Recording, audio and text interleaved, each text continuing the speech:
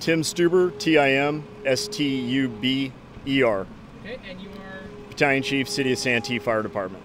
Okay, so where are we and what do we have tonight? We're at Santee Lakes here in the city of Santee.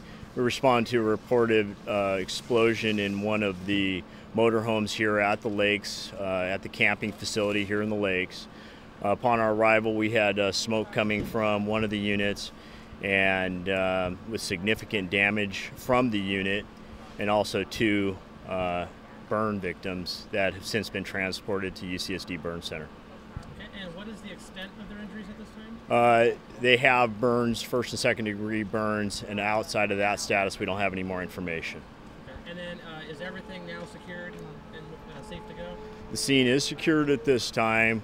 We are investigating further to figure out exactly what caused the explosion. We just got here, but can you kind of start from the top? What do we know here? Santee Fire Department responded to a reported explosion in one of the motorhomes here at Santee Lakes. Upon our arrival, we had light smoke coming from this motorhome behind us. There was an apparent explosion.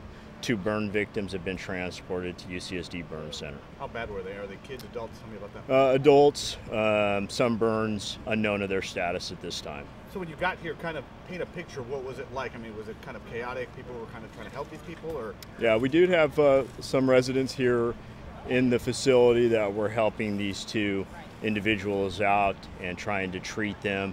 There was a lot of people here at the scene, and also people that were assisting trying to secure the scene. So an explosion from a propane kind of, one of those like propane? At this time, it's under investigation. But is it a propane tank, or is it like one of those ones to cook, or what are we talking about? It's literally under investigation. We don't know where the explosion came from, but it's being investigated at this time.